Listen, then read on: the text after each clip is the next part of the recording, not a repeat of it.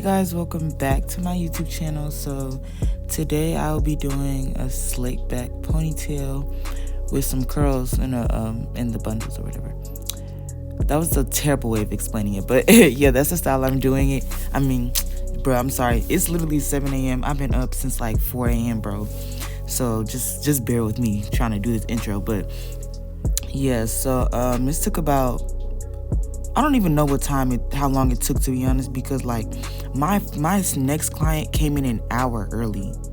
Like I checked on the thingy to see what time, because she walked in, but I was almost done anyway. I had like 5 minutes left, so I just took her. But really, she was supposed to come at 3 and she came at 2, saying that her appointment was at 2, but her appointment was at 3.